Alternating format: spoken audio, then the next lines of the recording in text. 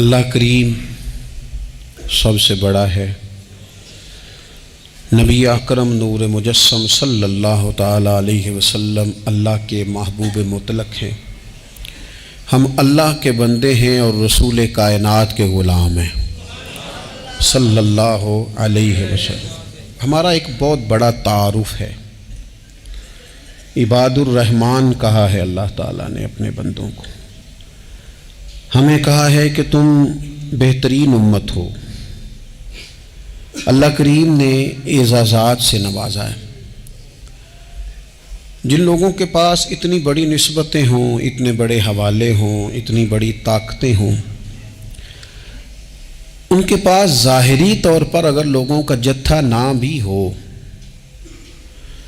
اور ظاہری طور پر اگر مال و اسباب وقتی طور پر نہ بھی ہوں، اقتدار، عہدہ اور بڑے لمبے چوڑے نعرے ان کے پیچھے نہ بھی لگ رہے ہوں، تو یہ بہت بڑا تعارف نہیں کہ اللہ کے بندے ہیں اور رسول کریم کے غلام ہیں؟ اور کیا یہ تعارف جینے کے لیے، زندہ رہنے کے لیے اور گردن اٹھا کر جینے کے لیے بہت بڑا تعارف نہیں؟ باوجود اتنے بڑے تعارف کے اگر کوئی بندہ کمزور باتیں کرے، کچی پکی گفتگو کرے اور وہ اپنے آپ کو بار بار مظلوم ثابت کرنے کی کوشش کرے، وہ بار بار اپنے زخم دکھائے تاکہ وہ قابل رحم قرار پائے، تو یہ باتیں ایک مومن کو، ایک مسلمان کو، اللہ کے ایک بندے کو ذرا زیبا نہیں دیتی، ذرا اچھا نہیں لگتا۔ مسلمان اعصابی طور پر، ذہنی طور پر، نفسیاتی طور پر ایک طاقتور قوم ہے۔ مسلمان وہ قوم ہے جو مرعوب نہیں ہوتی، یہ روب دکھاتی ہے، روب۔ ہم وہ لوگ ہیں کہ جن کے اکابرین سوئے بھی ہوتے تھے، نہ سوئے ہوتے تھے حضرت عمر، لیکن ان کو سوئے ہوئے دیکھ کر بھی لوگ کانپا کرتے تھے، اس لیے کہ شیر تو شیر ہی ہوتا ہے نا، وہ سویا ہو تو پھر بھی شیر ہی۔ تو میں کچھ عرصے سے اس کمی کو بڑی شدت سے محسوس کرتا ہوں کہ لوگ، یعنی کوئی شخص بھی ملتا ہے تو وہ اس لہجے میں بات کرتا ہے کہ اسے مظلوم مان لیا جائے، قابل رحم مان لیا جائے، اس کی مدد کی جائے، اس پر توجہ کی جائے۔ یہ مسلمان کی شان نہیں۔ آپ سورہ بقرہ پڑھیں گے تو قرآن مجید اصحاب صفہ کی شان بیان کرتا ہے کہ انہیں بڑی حاجت ہے، بڑے ضرورت مند ہیں۔ وہ لوگ تھے جو کئی دنوں تک روٹی نہیں کھاتے تھے، لیکن رب فرماتا ہے کہ میرے محبوب کے مدرسے کے ان طالب علموں کو جو دیکھے گا اسے محسوس ہوگا کہ یہ تو بڑے امیر لوگ ہیں۔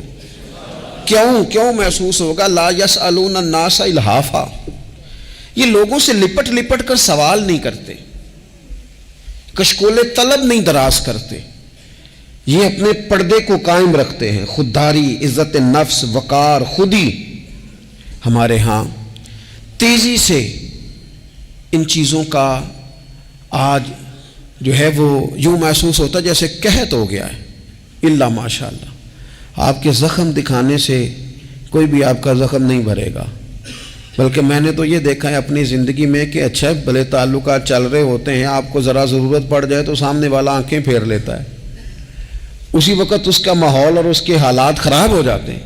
اس لیے اپنا سارا بھروسہ، اپنی ساری توجہ، اپنی سوچوں کا مکمل مدار صرف اللہ رسول کی ذات کو بنائیں، اور اس انداز میں بنائیں کہ کون دیتا ہے دینے کو تو چاہیے، دینے والا ہے سچا ہمارا نبی۔ اور یہ ذہن بنائیں زندگی میں کہ رب رسول کی بارگاہ سے 2 قطرے بھی مل گئے تو دنیا بھی بن جائے گی، آخرت بھی بن جائے گی۔ اس لیے ادھر ادھر دیکھنا تھوڑا کم کریں۔ اور بالخصوص آج اپیل کروں گا، استاد اپنے شاگردوں کو، پیر اپنے مریدوں کو، باپ اپنی اولاد کو بڑی بڑی باتوں کا سبق پڑھائے، بڑی بڑی باتوں کا۔ اقبال نے شکوہ کیا ہے، اقبال کہنے لگے شکایت ہے مجھے یا رب خدا بندان مکتب سے، یہ جو انہیں کہتے ہیں کہ جناب پڑھ جاؤ گے تو روٹی اچھی ملے گی، یہ انہیں کہتے ہیں پڑھ جاؤ گے تو کار میں بیٹھو گے، پڑھ جاؤ گے تو کوٹھی بنا لو گے، یہ کیا سبق پڑھا رہے ہیں بھلا؟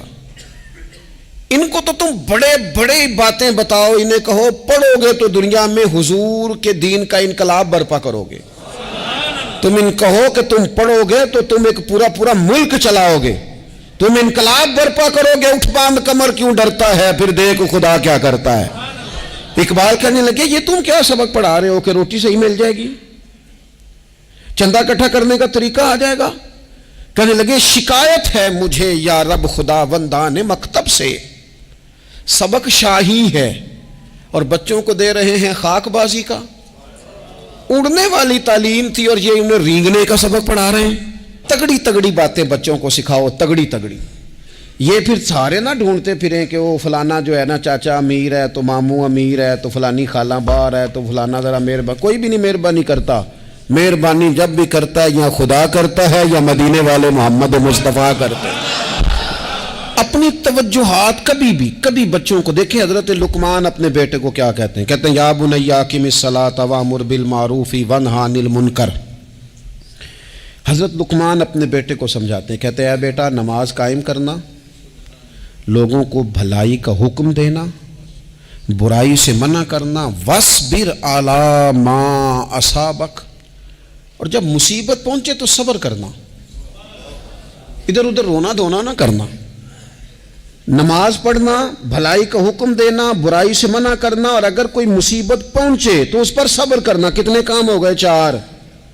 ایک نماز پڑھنی ہے، ایک بھلائی کا حکم دینا ہے لوگوں کو، ایک برائی سے، اور اگر کوئی مشکل آئے تو کیا کرنا ہے؟ ان ذالک من عزم الامور۔ فرمایا بیٹا یہ بڑی ہمت والے کام ہیں، ہمت والے کام کرنا، ہمت والے، طاقتیں اپنی قائم رکھنا، کمزور نہ پڑنا، لوگ تمہارے آنسو نہ دیکھیں، کوئی تمہیں تڑپتا نہ دیکھے۔ چھوٹا چھوٹا زخم لے کر لوگ سگنل پہ کھڑے، چھوٹی چھوٹی مجبوریاں لے کر لوگ مانگنے کے لیے دروازوں پر کھڑے ہیں۔ امت مسلمہ کا یہ مزاج نہیں، یہ وقار نہیں، یہ انداز نہیں، ہم تو بانٹنے والے لوگ ہیں۔ چلیں مشکل آ جاتی ہے، زندگی میں ضروریات پڑ جاتی ہیں، قرضہ صحابہ بھی لے لیا کرتے تھے، لیکن یہ جو لہجے آج ہم نے اختیار کر لیے، کمزور ہو جانا، کچا پڑ جانا، غریبی کا رونا، یہ انداز اہل ایمان کا۔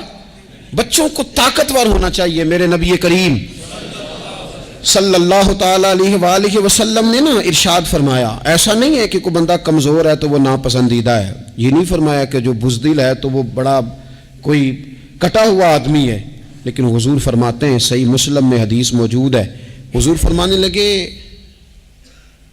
طاقتور مسلمان نا اللہ کی نظر میں بزدل مسلمان سے زیادہ پیارا ہے۔ طاقتور ہے نا، اس کی شان زیادہ ہے، یہ جو با ہمت ہے، با حوصلہ ہے، جس کے اعصاب مضبوط ہیں، یہ رب کریم کی بارگاہ میں باوقار ہے، اللہ کے حضور اس کی قدر ہے۔ اور حضور علیہ الصلوۃ والسلام صحابہ کو دعائیں سکھایا کرتے تھے، اور تعلیم امت کے لیے خود بھی حضور وہ دعا فرمایا کرتے تھے، کہتے تھے اے اللہ بزدلی سے بچا، کنجوسی سے بچا، اے اللہ اس بڑھاپے سے بچا جو انسان کو بڑا پریشان کر دے۔ حضور دعائیں مانگا کرتے تھے۔ دیکھیں بیمار انسان ہو جاتا ہے، اگر وہ سوچے نا رب کی طرف سے ہے تو پھر بیماری کا لوگ بڑا مزہ لیتے ہیں، کیونکہ جب بندہ بیمار ہوتا ہے تو نفسانی خواہشات ساری ختم ہو جاتی ہیں۔ اور میں اکثر دوستوں سے کہتا ہوں کہ بعض چیزیں ایسی ہیں جو وجد میں لے آتی ہیں بندے کو، اگر وہ غور کرے تو۔ آپ یہ حدیث پاک سنیں، حضور علیہ السلام نے فرمایا بیمار کے ساتھ ضد نہ کرو کہ ضرور کھا، ضد نہ کرو، اس لیے کہ اللہ اسے کھلا بھی دیتا ہے، پلا بھی دیتا ہے۔ اب جب کسی کو پتہ چلے کہ میں بیمار ہوں تو رب مجھے کھلا پلا رہا ہے تو مجھے بتائیے بیماری کتنی پیاری لگے گی، بیماری میں کتنا سرور آئے گا۔ پھر تو انسان ہمیشہ چاہے گا کہ مجھے وہ چیزیں ملیں جو مجھے اللہ تبارک و تعالیٰ کی بارگاہ کے قریب کر دیں۔ دوسری بات یہ ہے کہ میدان میں جب انسان اترتا ہے نا تو اسے ایک بات اپنے ذہن میں رکھنی چاہیے کہ جیت اور ہار یہ اللہ تعالیٰ کے دست قدرت میں ہے، لیکن جب وہ لڑے تو جیتنے کے لیے لڑے۔ ہمارے ہاں نا بہت سارے لوگ لڑنے سے پہلے ہی ہارے ہوئے ہوتے ہیں، میدان میں نکلنے سے پہلے ہی وہ کمزور باتیں کر رہے ہوتے ہیں، ابھی سفر شروع نہیں ہوتا وہ کہہ دیتے ہیں نہیں جناب آپ کی بات تو ٹھیک ہے پر کیسے ہوگا، کیوں کر ہوگا، لوگ تو آج کل چلتے ہی نہیں، بڑے مسئلے خراب ہیں۔ اور پھر کچھ لوگ ایسے ہیں جن کی باتیں سن کر بندے بیک گیئر لگا لیتے ہیں، اور میں نے دیکھا باتیں کرنے والے وہیں رہتے ہیں اور کام کرنے والے کہاں سے کہاں چلے جاتے ہیں۔ یہ یقینی نہیں کہ جیتیں گے، لیکن جب میدان میں اترے نا تو پھر ہمیشہ جیتنے کے لیے اتریں۔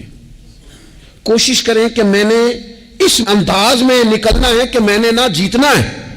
حضرت مولا علی شیر خدا کرم اللہ تعالی وجہ الکریم سے کسی بندے نے پوچھا حضور آپ ہر میدان میں کامیاب کیوں رہتے ہیں؟ فرمانے لگے جیت ہار تو رب کریم کے دستے قدرت میں ہے، لیکن جب میں اترتا ہوں نا میدان میں تو میں دشمن دیکھ کے پہلے ہی فیصلہ کر لیتا ہوں کہ میں نے اس کے پیٹ میں خنجر مارنا ہے کہ گلے پہ، میں جیتنے کے لیے میدان میں اترتا ہوں۔ تو آپ دیکھ لینا دیواریں ہلتی رہتی ہیں اور در کانپ جاتا ہے، علی کا نام سن کر اب بھی خیبر کانپ جاتا ہے۔ کیوں کہ کہتے ہیں میں ذہن بنا لیتا ہوں کہ میں اسے کاٹ کے لاؤں گا، میں ڈرتا اور سہمتا ہوا میدان میں نہیں اترتا۔ ذہن ہوتا ہے کہ آج لڑوں گا تو جیتوں گا، آج میں دیکھیں میں کیا کرتا ہوں۔ حوصلہ نہیں پیدا کر پا رہے بچوں میں، کچھ بچے بھی اللہ خیر کرے عزم و ہمت والے لوگوں کے پاس بیٹھتے نہیں، اور دوسرا ہم اپنے بچوں کا کسی کو آئیڈیل بھی نہیں بننے دیتے۔ بچے کسی کا نام لیتے ہیں تو ہم کہتے ہیں پتر چھاڑ پرا، یہ دور ہی نہیں ہے۔ ہم کوئی ایسا ذوق، کوئی مزاج، کوئی طبیعت پیدا ہی نہیں ہونے دیتے۔ کچھ آنے والی نسل کا مزاج ہے کہ وہ اٹھنا نہیں چاہتی، بیٹھنا نہیں چاہتی، چلنا نہیں چاہتی، وہ چاہتی ہے میں لیٹی رہوں، موبائل میرے ہاتھ میں رہے، باقی سارے کام ریموٹ کنٹرول ہو۔ جب انسان دیکھیں نا، ایک ڈاکٹر صاحب کے پاس ایک دفعہ میں گیا تو ایک مریض کو وہ سمجھا رہے تھے، اسے کہہ رہے تھے کہ تو تھوڑی ورزش بھی کیا کر، تھوڑی ورزش بھی کیا کر، اور ساتھ انہوں نے بڑی اچھی بات کی، کہنے لگے اللہ تعالیٰ نے نا جسم میں جوڑ بنائے ہیں، یہ گھٹنے ہیں، یہ کونیاں ہیں، اللہ نے جوڑ بنائے ہیں، اسی لیے تو بنائے تھے کہ تھوڑی ان کو حرکت بھی دی جائے، لیکن اگر آپ ان جوڑوں کو حرکت ہی نہیں دیں گے تو یہ تو زانگا لود ہو جائیں گے۔ تو کام زندگی میں عزم کے ساتھ، ہمت کے ساتھ، اور سب سے بڑی مضبوطی یہ ہے کہ آپ یہاں سے مضبوط ہوں، آپ اعصابی طور پر مضبوط ہوں۔ یہ جو کمزوری ہے نا، ذہنی کمزوری، میں نہیں پسند کرتا کہ مطلب خواتین بچوں کو اس لیے ڈرائیں کہ بیٹا او ہو بلی آ گئی ہے۔ وہ بلی کیا ہوتی ہے جی؟ لیکن جو خواتین آج بھی بچوں کو بلی سے ڈرائیں گی، اچھا اس کو ڈرا بلی سے رہی ہوتی ہیں اور ساتھ کہہ رہی ہوتی ہیں ماما کا شیر، جی آپ کا شیر بلی سے ڈرتا ہے، یہ اماں کا شیر بلی سے ڈر رہا ہے، آپ نے اس سے بلی سے ڈرا دیا اور نام شیر رکھ دیا ہے۔ یہ کیسا شیر ہے کہ جو بلی آتی ہے تو بھاگ جاتا ہے؟ یہ ماحول مطلب متضاد ہے۔ یہ کاکروچ دیکھ کر چیخیں مارنا نا، یہ برگر فیملی ہونے کی علامت ہے۔ چھپکلی دیکھ کر نا چیخیں مارنا، یہ امیر گھروں کی علامت ہے، پڑھے لکھے لوگوں کی علامت۔ یہ کیا مذاق ہے؟ جو قوم چھپکلی سے ڈرتی ہے، کاکروچ سے ڈرتی ہے، اور جو لوگ کہتے ہیں ہو یہ جناب یہ تو اندر میرے وہ آ گیا ٹوکا تو یہ کھا جائے گا، تو یہ قوم انقلاب برپا کرے گی، یہ میدانوں میں نکلے گی۔ بڑے خوبصورت انداز میں ویڈیو بنا کے تو اس کو شیئر کیا جاتا ہے کہ وہ جی قربانی والے دن بکرا ذبح ہو رہا تھا تو بچہ رو پڑا۔ کیا بات کرتے ہیں آپ؟ یہ جہاد کرے گا بچہ کل کو جو بکرے ذبح ہونے پہ روتا ہے؟ اعصابی مضبوطی، ذہنی طور پر مضبوط کب ہوتی ہے؟ جب انسان اخلاقاً مضبوط ہوتا ہے، اس کی طبیعت وزادار ہوتی ہے، اس کا مزاج اسے مضبوط کرتا ہے۔ آپ ایک حدیث دیکھیں، ترمذی میں موجود ہے، حضور علیہ السلام نے فرمایا جب اللہ تعالیٰ نے زمین کو پیدا کیا تو زمین ہلنے لگی، تو اللہ نے پہاڑوں کو میخیں بنا کر، قلعے بنا کر زمین میں لگا دیا تو زمین ٹھہر گئی۔ فرشتے فوراً عرض گزار ہوئے کہ مالک تیری سب سے طاقتور مخلوق یہ پہاڑ ہیں؟ فرمایا نہیں، لوہا جو ہے نا وہ پہاڑوں سے بھی طاقتور ہے، کیونکہ لوہا پہاڑ کو کاٹ دیتا ہے۔ یا اللہ پھر لوہا سب سے طاقتور ہے؟ فرمایا نہیں، آگ اس سے بھی طاقتور ہے۔ کیا آگ سب سے طاقتور ہے؟ تو فرمایا نہیں، پانی بھی ہے۔ کیا پانی طاقتور ہے؟ فرمایا ہوا بھی ہے، جو پانی کا رخ پھیر دیتی ہے۔ مسلمانوں خدا را اس سے بڑا ذوق نہیں ملے گا۔ میں طاقتور ہونے کا طریقہ بتا رہا ہوں۔ ہمارے ہاں لوگ سمجھتے ہیں کہ میں بولتا زیادہ ہوں اس لیے میں طاقتور ہوں، میرے پاس اسلحہ زیادہ اس لیے میں یہ دیکھو حضور نے بتایا طاقتور کون ہوتا ہے۔ یا رسول اللہ پتھر پہاڑ طاقتور ہیں؟ تو فرمایا نہیں، ان پر تو لوہا ہے، لوہا طاقتور ہے، نہیں اس پر تو آگ ہے، آگ طاقتور ہے، نہیں اس پر تو پانی ہے، پانی طاقتور، اس پر تو ہوا ہے۔ تو حضور پھر مہربانی کریں بتائیں طاقتور کون ہے؟ تو یہ دیکھو نا، یہ یاد رکھو نا، یہ کائنات کے سب سے بڑے حکمت والے محبوب کی بات یاد رکھو نا۔ حضور فرمانے لگے سب سے زیادہ طاقتور وہ مومن ہے جو سیدھے ہاتھ سے صدقہ دیتا ہے اور دوسرے کو پتہ بھی نہیں لگنے دیتا۔ اس ہاتھ سے صدقہ دیا اور اس ہاتھ کو پتہ، جس میں یہ اخلاقی طاقت آ جائے نا کہ اللہ کے راستے میں دیکھ کر پھر اسے چھپانا آ جائے، وہ بڑا طاقتور آدمی ہے۔ وہ میں یہ سب سے بڑا طاقتور ہے جس نے اپنے رب سے راز نیاز شروع کر لیے، اللہ کے راستے میں دیتا ہے پھر کسی کو خبر۔ یہ کون سی طاقت ہے؟ یہ روحانی طاقت ہے، یہ اخلاقی طاقت ہے، یہ کردار کی طاقت، یہ سوچوں کی طاقت ہے، یہ آپ کے مزاج کے بلند ہونے کی طاقت ہے۔ لیکن اگر مسجد میں ٹائلیں لگوا کر بھی ایک ٹائل پہ نام لکھوا لیا ہے، اگر کہیں تعاون کر کے بھی کہا میرا ذکر کرو، کوئی خدمت کر کے کہا میرا نام لو، پھر آپ کمزور ہیں، پھر آپ طاقتور نہیں ہیں، پھر آپ نے بزدلوں جیسا کام کیا، پھر آپ نے وہ رنگ اختیار کیا ہے جو شاید آپ کو ذہنی طور پر بڑی کوفت میں مبتلا کر دے۔ تو اعصابی طاقت، اعصابی قوت، آپ دیکھیں حضرت صدیق اکبر رضی اللہ تعالیٰ عنہ، حضور نے تربیت کی تھی نا، میں ذمہ داری سے کہتا ہوں کہ تعصب کی اینک نہ کسی نے پہنی ہو، ورنہ کائنات میں عشق کی داستان ختم ہو جاتی ہے جناب صدیق اکبر پر۔ جو پیار انہوں نے مدینے والے محبوب سے کیا ہے کوئی کر ہی نہیں سکتا۔ اور ہر وقت کی جدائی، ہر وقت کی، یعنی بیٹھے بیٹھے نا حضور کے وصال کے بعد بیٹھے بیٹھے حضرت صدیق اکبر اٹھ کے نا تو ایک رستے پہ چلنا شروع ہو گئے۔ کسی نے پوچھا ابو بکر کہاں جا رہے ہو؟ کہنے لگے یار ایک دن نا محبوب 2-3 دن کے لیے کہیں گئے تھے، اس رستے واپس آئے تھے، جنہاں دے دل بر جانی وچھڑن کون روے پھر تھوڑا، یہ سب روگاں دا روگ محمد جس دا نام وچھوڑا۔ پریشان ہوں تو دل کر رہا ہے پتہ نہیں یہاں سے آ نہ جائیں۔ اتنا زیادہ محبوب کی غلامی اور نبی پاک کی محبت کا ذوق، لیکن اعصابی طور پر مضبوط کتنے تھے؟ حضور کے وصال کے بعد جس بندے نے اپنے پروں کے نیچے پوری امت کو سنبھال لیا ہے نا، اس کا نام بھی ابو بکر صدیق ہی ہے۔ ایسے ایسے سنبھال لیا، سب سنبھال، دکھ سب سے زیادہ لیکن سنبھالا۔ کوئی زکوٰۃ کا منکر پیدا ہو رہا ہے، کوئی ختم نبوت پہ حملہ کر رہا ہے، کوئی کچھ ہو رہا ہے، کوئی کچھ ہو رہا ہے، ابو بکر صدیق نے فرمایا سارے لشکر روانہ کرو، جہاں جہاں حضور نے فرمایا تھا جہاد کرو، فرمایا جو ایک رسی بھی زکوٰۃ کی نہیں دے گا وصول کریں گے۔ لوگوں نے کہا حضور حالات بڑے اور طرح کے ہیں، کیسے کام چلے گا؟ حضرت عمر جیسے دلیر بندے بھی کہنے لگے جناب یہ نظام کیسے چلے گا؟ تو ابو بکر صدیق فرمانے لگے عمر تجھے تیری ماں روئے، تو بڑے مضبوط مزاج کا تھا، یہ مجھے کیا پیغام دے رہا ہے؟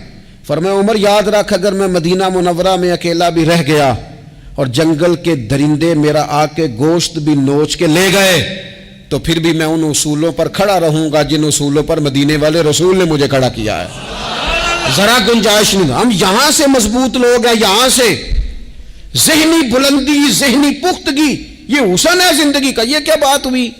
پرسوں فیصلہ کوئی اور تھا، سویرے پروگرام کوئی اور بن گیا، کل فلانے کا مرید تھا آج مجھے فیض نہیں ملا ادھر جا رہا ہوں، پرسوں فلانے کو استاد بنا بیٹھا تھا آج میرا پروگرام بدل گیا ہے، کل میری سوچیں اور تھیں آج میری سوچیں اور ہیں۔ جو قوم ساری زندگی تعین ہی نہ کرے وہ کام کیسے کرے گی؟ جو رستے کا آغاز ہی نہ کرے وہ منزل پر کیسے پہنچے گی؟ تو کمزور باتوں سے نکلیں، بزدلانہ سوچوں سے باہر آئیں، طے کریں زندگی میں یہ کچھ ہم نے کرنا ہے۔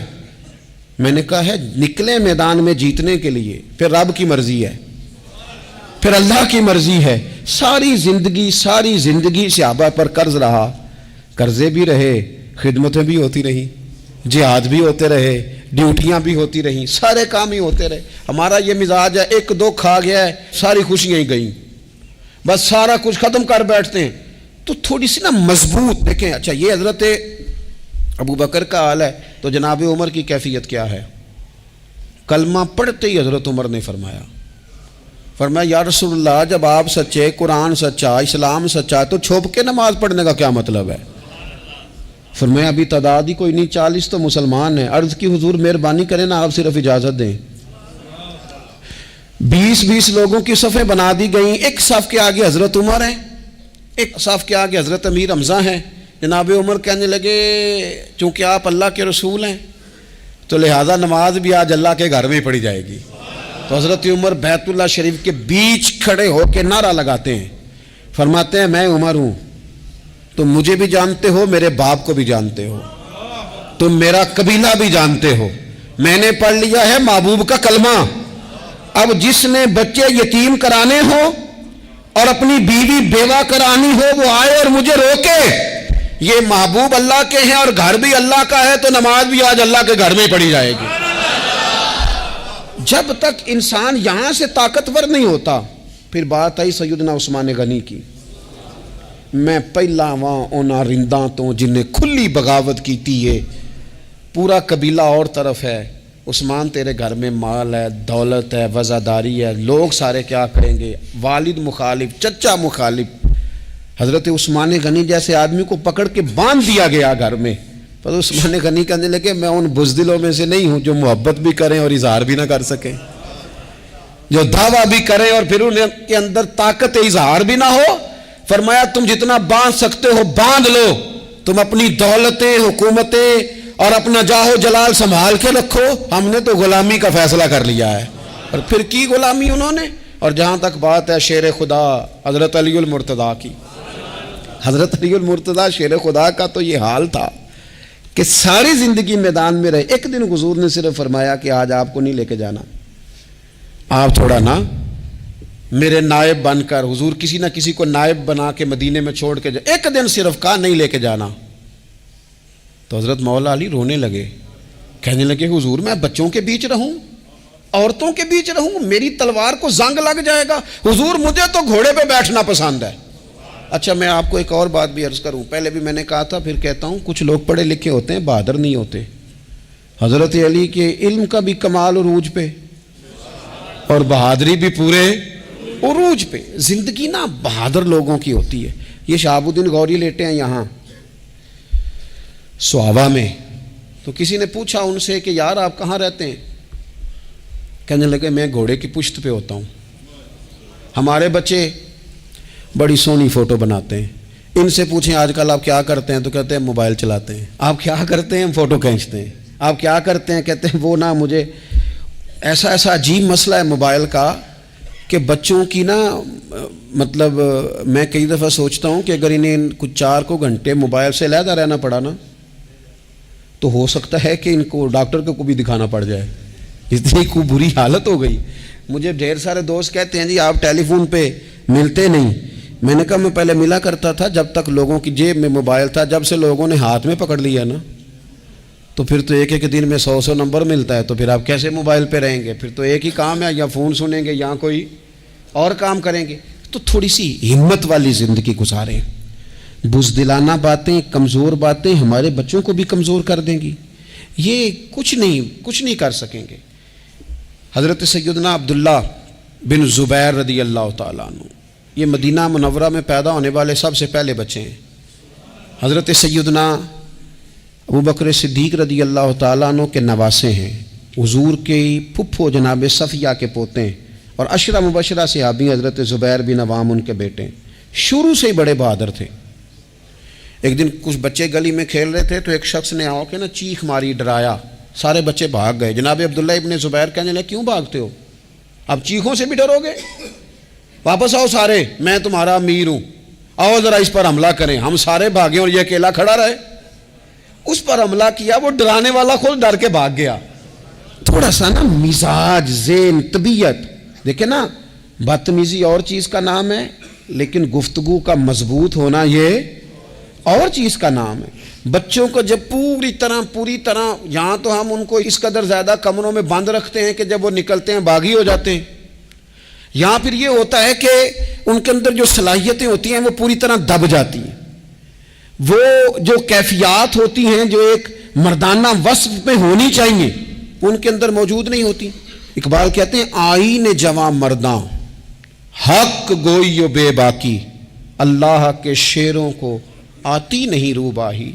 اور یہ جو سہمے دوست ہیں نا بالخصوص غریب طبقے سے، ان سے میں عرض کروں گا کبھی کسی کی گاڑی دیکھ کر مرعوب نہیں ہونا، کبھی کسی کے مہنگے کپڑوں کے روب میں نہیں آنا، کبھی نہیں.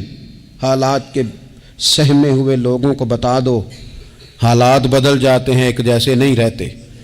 کبھی کمزور نہ پڑیں اور جگہ جگہ اپنے دکھ بھی نہ بتائیں، جگہ جگہ اپنے دکھ نہ بتائیں. ہمت کریں. وہ ایک شاعر نے کہا تھا کہ با ہمت لوگ کبھی ہارا نہیں کرتے، یا وہ جیت جاتے ہیں یا کچھ سیکھ جاتے ہیں. وہ نا میدانوں میں رہتے ہیں، کمزور نہ پڑیں. یہ جو اتنا لمبی لسٹ بن گئی ہے نا، اتنی لمبی لسٹ مانگنے والوں کی، اتنا لمبی فہرست ہو گئی ہے ہر سگنل پہ، ہر چوک میں، ہر رش والی جگہ پہ. یہ بتاتی ہے کہ لوگ اس کو آر ہی نہیں سمجھتے، کمزوری نہیں سمجھتے، طاقت والا مزاج. حضرت عمر بہادر تھے تو بہادر لوگوں کو پسند بھی بڑا کرتے تھے. حضرت عبداللہ ابن زبیر چھوٹے تھے، بچوں کے ساتھ کھیل رہے تھے، اور یہ وہی حضرت عبداللہ ابن زبیر ہیں جو بعد میں امام حسین کے قاتلوں کے سامنے ڈٹ کے کھڑے ہو گئے اور انہوں نے اعلانیہ ان لوگوں کا بائیکاٹ بھی کیا اور ان لوگوں کے ساتھ سفارا بھی ہوئے. حضرت عبداللہ ابن زبیر اور فرماتے ہیں کہ میری ماں 90 سال سے زیادہ عمر تھی حضرت اسماء بنت ابی بکر کی. جب میں نے انہیں کہا نا اماں وقت آ گیا ہے شہادت کا، تو میری اماں مجھے کہنے لگی پتر میدان میں رہنا. میدان میں بکرے کو ذبح ہوتے وقت تکلیف ہوتی ہے، جب اس کی کھال اتاری جائے پھر کوئی تکلیف نہیں ہوتی. ایسے ہی کمزور نہ پڑنا. ہمارے ہاں تو لوگ کہتے ہیں نا پتر اندروں کنڈی لے لا ساڑی نہیں لڑائی. وہ جب ہمارے گھر آگ آئے گی پھر اسے ہم بند کریں گے، ابھی نہ تو بالکل باہر نہ نکلنا. کیسے قوم آگے بڑھے گی؟ جرتیں کیسے پیدا ہوں؟ اور جو کچھ کہہ نہیں سکتے وہ منوائیں گے کیسے؟ جو بات کرنے کی طاقت نہیں رکھتے وہ اپنا منوائیں گے کیسے؟ حضرت عبداللہ ابن زبیر رضی اللہ تعالیٰ عنہ اپنے دوستوں کے ساتھ گلی میں کھیل رہے تھے، جناب عمر فاروق آ گئے. اب حضرت عمر فاروق کا جلال تھا، بچے ان کو دیکھ کے دوڑ گئے. حضرت عبداللہ ابن زبیر کھڑے ہیں. حضرت عمر قریب آئے، کہنے لگے پتر آپ کیوں نہیں دوڑے؟ حضرت عبداللہ ابن زبیر چھوٹے سے ہیں، کہنے لگے جی کیوں میں دوڑتا، میں نے کوئی جرم کیا ہے؟ تو میں نے غلطی کی ہے، بھلا کیوں دوڑوں؟ آرام سے کھیل رہے ہیں اور نہ ہم نے کوئی رستہ بند کیا، جگہ ہے آپ نے گزرنا تو گزر جائیں. چاہیے تھا نا حضرت عمر ناراض ہوتے، پر جناب عمر نے ماتھا چوم لیا. کہنے لگے کیا بات ہے بیٹا، ان چیزوں پر ذرا قائم رہنا. کہنے لگے جرم کیے، کیا مطلب ہے اس بات کا کہ فلانا ہے تو دوڑ جائے؟ کیوں دوڑیں جی؟ تو ہم نے جو قوم کو سکھانا شروع کیا ہے نا، دیکھیں فقر اور چیز ہے، درویشی اور چیز ہے، سادگی، لیکن ظلم سہنا اور چیز ہے. دنیا میں قتیل اس سا منافق نہیں کوئی جو ظلم تو سہتا ہے بغاوت نہیں کرتا. اپنی زندگی میں عزم کو، ہمت کو، نظریے کو بلند کریں، مظلومانہ مزاج نہ پیدا کریں، بلا وجہ دکھ سنا کے اپنے آپ کو کمزور نہ کریں. یاد رکھیں اگر ہم اپنے دکھ کسی کو سنا رہے ہیں اور اپنے آپ کو بڑا غریب ثابت کر رہے ہیں تو ایسا نہ ہو کہ ہمارے بچے اس کا برا اثر لے جائیں. خودداری سے جینا سکھائیں، عزت نفس سکھائیں. ہر وقت گھر کے اندر، کلاس کے اندر، اپنے دوستوں کی جمعیت کے اندر کمزور باتیں نہ کریں، رو دھو کے وقت نہ گزاریں. رونے سے بھی رات گزر جاتی ہے، ہنسنے سے بھی رات گزر جاتی ہے، ناشکری سے بھی دن بیت جاتا ہے اور شکر سے بھی. لیکن بس بات اتنی ہے کہ شکر والوں کا ذرا صحیح بیت جاتا ہے، ہنسنے والوں کا ذرا صحیح بیت جاتا ہے. زندگی میں عزم کے ساتھ، ہمت کے ساتھ لوگ جس حال میں مرنے کی دعا کرتے ہیں، معاذ اللہ، لوگ جس حال میں مرنے کی دعا کرتے ہیں، ہم نے اس حال میں جینے کی قسم کھائی ہے. اللہ تعالی ہمیں سمجھنے کی توفیق